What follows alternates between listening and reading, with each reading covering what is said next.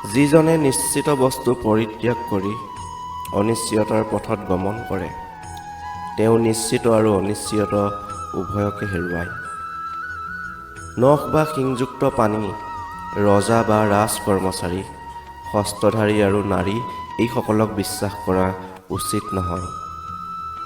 বিষৰ পৰা অমৃত, অপবিত্ৰ দ্ৰব্যসমূহৰ মাজত স্বৰ্ণ, নিজ ব্যক্তিতকৈ শ্ৰেষ্ঠ বিদ্যা আৰু নিষ্কুলৰ উত্তম স্থিৰ ৰত্ন সৰ্বদা গ্ৰহণীয়। পুত্ৰ যাৰ বাধ্য, পত্নী যাৰ অনুগামিনী, যি ব্যক্তি অলপতে সন্তুষ্ট হয়, সেই ব্যক্তি পৃথিৱীত স্বৰ্গসুখ ভোগ কৰি থাকে। স্ত্ৰীলোকৰ 7টা স্বভাৱজাত দোষ আছে: মিছা কথা কোৱা, অতি সাহস ছলনা, মূৰ্খতা, অতি লোভ, অপবিত্ৰতা আৰু নিৰ্দয় আচৰণ। সময়ত স্ত্ৰীলোক যিমান নিৰ্দয় হ'ব পাৰে, পুৰুষ সিমান নিৰ্দয় হ'ব নোৱাৰে। সেয়ে শাস্ত্ৰই কয়, নাৰীসকল বৰ ৰহস্যময়ী।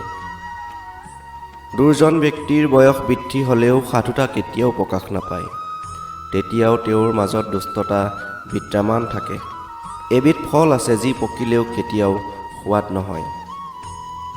সকলোৰে লগত সমব্যৱহাৰ কৰা নচলে। সঠৰ লগত সঠতা, অহংকাৰীৰ লগত অহংকাৰী মনোভাৱ, নাৰীৰ লগত ছলনা, সাধুৰ লগত সম্প্ৰীতি, বিদ্বানৰ লগত সৰলতা আৰু শত্ৰুৰ লগত বীৰত্ব। আপোনজনক দান দক্ষিণা, গুৰুজনক ক্ষমা আৰু পৰক দয়া কৰাৰ কাম্য। এইবোৰ ব্যৱহাৰত মানুহে সংসাৰত উন্নতি কৰিব পাৰে। আৰ্ত ব্ৰাহ্মণক কম বা অধিক যিয়েই দান কৰা নহওক কিয়, দাতা দৰিদ্ৰ হওক বা ধনৱান হওক, দানৰ তুলনাত তেওঁ বহু গুণ বেছি লাভ কৰি থাকে। সৎ চেষ্টা কৰিলেও ঠেক মনৰ মানুহ উদাৰ হ'ব নোৱাৰে। চঞ্চল ব্যক্তি হাজাৰ চেষ্টা কৰিও ধৈৰ্য ধাৰণ কৰিব নোৱাৰে। কটুভাষী বহু চেষ্টা কৰিও প্ৰিয়ভাষী হ'ব নোৱাৰে। হেজাৰ হেজাৰ কিতাপ পঢ়িও উচিত জ্ঞান লাভ কৰিব নোৱাৰে। সুতৰাং এই 4টা গুণ স্বাভাৱিক গুণ। অতএৱ এই গুণ ভগৱানৰ অৱদান বুলি ক'ব পাৰি।